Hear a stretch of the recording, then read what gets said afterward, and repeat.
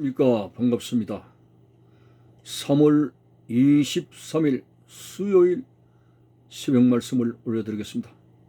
성경 말씀은 마가복음 9장 2절에서 7절까지입니다.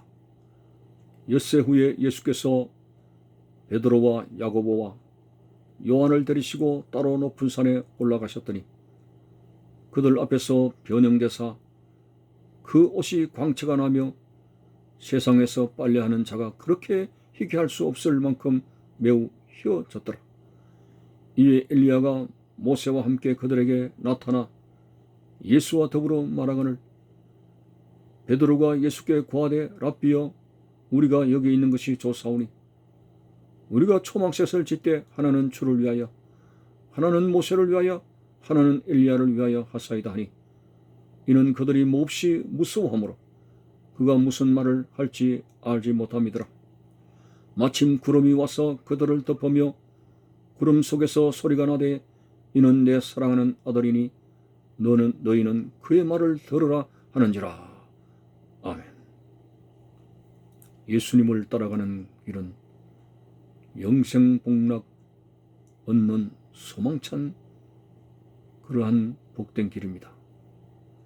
그렇지만 분명히 알 것은 힘들고 어려운 고난과 역경에 십자가 없이는 갈 수 없는 좁은 문의 길이라고 하는 사실을 알게 될 때 주님은 이것을 아시고 자기를 따르면서 세상적인 모든 것을 부인하고 험난한 십자가의 길을 걸어가는 제자들에게 때때로는 용기를 주시고 힘을 주시고 위로를 주시고 안식을 주실 때가 있습니다.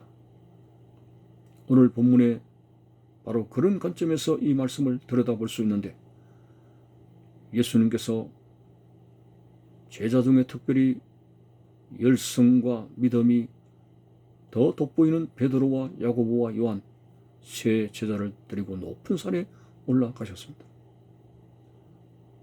아주 높은 산이라고 우리는 이렇게 표현을 할 수 있는데 엿새 후에 예수께서 베드로와 야고보와 요한을 데리시고 따로 높은 산에 올라가셨더니 그런데 갑자기 주님이 변형이 되셨습니다. 오늘 본문에 보니까 광채가 났습니다. 예수님의 입고 계신 옷이 광채가 났습니다. 어느 정도 하얗게 됐느냐? 세상에서 빨래하는 자가 그렇게 희게 할 수 없을 만큼 매우 희어졌더라. 하얀 그 옷에 빛의 광채가 나서 주님의 모습이 변형되어졌습니다. 자, 그리고는 어디서 갑자기 나타났습니다. 엘리야가 나타났고 모세가 나타나서 예수님과 도론도론 대화를 나누게 되는 장면을 세 제자가 보게 되었습니다. 베드로가 정신없이 그 황홀한 증인에 황홀한 두려움을 가지면서 랍비여 여기 있는 것이 좋사오니 초막셋을 지어버립시다. 하나는 주를 위해서 하나는 모세를 위해서 하나는 엘리야를 위해서 하겠습니다. 6절에 보니까 그들이 몹시 무서워하므로 그가 무슨 말을 할지 알지 못합니다. 벌벌 떨고 있는 그 황홀한 두려움 속에 있는 그들에게 또 구름이 와서 그들을 듣고 구름 속에서 하늘의 음성이 들렸습니다. 이는 내 사랑하는 아들이니 너희는 그의 말을 들으라고. 청천벽력 같은 그런 하늘의 음성이 그들에게 들려졌습니다. 자, 오늘 한마디로 베드로와 야고보 요한은 천국 맛을 크게 경험한 자리였습니다. 모세와 엘리야도 천국에서 지구 땅으로 왔습니다. 그리고 예수님도 변형된 모습이 바로 천국에서의 그 빛나는 모습, 하얀 옷, 그런 모습으로 바뀌어졌고 천국에서나 들을 수 있는 하나님의 우레 같은 음성, 이는 내 사랑하는 아들이요 내 기뻐하는 자라는 음성을 들었으니 비록 수풀에 덮여있는 외딴 산이지만은 그것은 바로 하나님의 역사가 있고 천국문이 열려있는 천국 맛을 내게 하는 황홀한 자리였습니다. 성경에는 제자들이 두려워했다는 무서워했다는 표현이지만은 그러나 공포에 질린다 그런 표현보다도 너무나 황홀한 것이죠. 어쩔 줄 모르나 하는 그 모습 속에서 집을 세 채나 짓겠다고 하는 자기도 모르는 그 고백을 하게 되었습니다. 자, 오늘 예수님께서는 이 세 제자들 고달프고 힘들고 십자가를 지고 가는 그리고 신앙이 나약해지려고 하는 그런 여러 가지 약한 형편에 그들을 데리시고 천국 맛을 보여주셔서 큰 위로하시며 용기를 주시는 그 주님의 모습을 발견할 수가 있습니다. 그렇습니다. 이스라엘 백성들이 광야 40년 생활 속에서 그들은 광야의 목마름과 그리고 그 뜨거운 떼약볕을 젖히면서 계속적으로 행군하는 고달픔만 있는 것이 아니었습니다. 하나님의 엄청난 위로가 그들에게 있지 않았습니까? 용기를 주셨습니다. 진퇴양난의 홍해바다의 위기 앞에 하나님은 홍해를 육지같이 갈라놓으시고 거뜬히 그 바다를 다 건너가게 하시는 하나님만이 하실 수 있는 위대한 기적을 행하심으로 큰 용기를 그들에게 주셨고 위로를 주셨습니다. 그리고 40도 이상의 뜨거운 지열이 나게 되는 그 행군길에 하나님께서는 마라의 쓴물을 달게 하시고 엘림에 도착하셔서는 참으로 귀한 생수를 그들에게 공급하셨고 광야에서 어디서 양식을 구하겠습니까?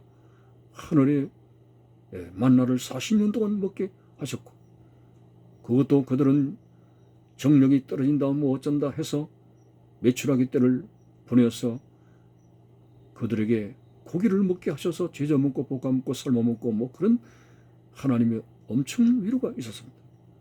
무엇을 말합니까? 좁은 문이라고 하는 것은 정말 세상 사람들하고는 다르게 연락도 쾌락도 등재되고 인간적으로는 많은 외롭고 또 힘든 그런 신앙의 길이지만은 하나님은 결코 그런 것으로만 요구하지 않았습니다. 그 좁은 문으로 힘차게 걸어갈 수 있도록 때때로 하늘 맛을 보게 하시고 천국 맛을 보게 하시고 용기를 주시고 힘을 주시는 생명의 말씀으로 위로하시면서 목자 되신 우리 주님께서 영 약하여 쓰러지지 않도록 우리에게 힘을 주시는 배려하시는 목자의 놀라우신 인도를 보게 되게 됩니다. 저 엘리야를 보십시오. 너무나 이세벨의 공갈 협박에 두려워서 먼 광야의 로뎀나무의 앞에 쓰러졌습니다. 족합니다. 내 생명을 거두어 가달라고 심히 낙담하고 쓰러졌습니다. 정말 엘리야는 그 당시 이스라엘 백성들이 거의 다 바알 신상으로 기울어지게 되고 거의 홀로 엘리야는 물론 남은 자가 있습니다만 갈멜살 전투에서 보면 홀로입니다. 그렇게 하나님과 함께 하시는 홀로의 사역에 힘든 과정이었지만 하나님이 함께 하여 주시고 감당하게 해주셨습니다. 그런데 뜻하지 않은 이세벨의 협박 때문에 심히 찾으라고 로뎀나무에 쓰러졌을 때 하나님은 크게 위로해 주시지 않았습니까? 친히 숯불에 구운 떡과 청량 음료로 지친 그 엘리야를 먹이시고 마시게 하였고 그 이후로는 용기 백배하여 40주야를 걸어가는 힘이 나타났습니다. 자, 여러분, 오늘 하나님이 인도하시는 길은 후회함이 없습니다. 힘들고 외롭고 고통과 시련만 있는 것이 아닙니다. 그 나라를 향해서 가는 하나님이 인도하는 길은 독수리의 날개치며 하늘로 올라가는 샘을 받도록 때때로 하나님께서 물질로나 영적으로나 영육간에 위로하셔서 우리가 나약하여 쓰러지지 않도록 별하시는 주님 앞에서 우리는 두려워할 것이 아닙니다. 염려할 것이 아닙니다. 낙심하고 포기하고 좌절할 것이 아닙니다. 이 길을 책임지고 인도하실 좋으신 하나님을 바라보며 우리는 우리가 가지고 있는 이 신앙의 사명의 길을 절대로 포기하지 않냐고 하나님 앞에 믿음을 가지고 달려가는 우리의 모습이 되어져야 되겠습니다. 사도 바울은 청년 때에 다메섹 도상에서 예수의 음성을 듣고 부름을 받아 복음을 전하는 전도자가 되었어.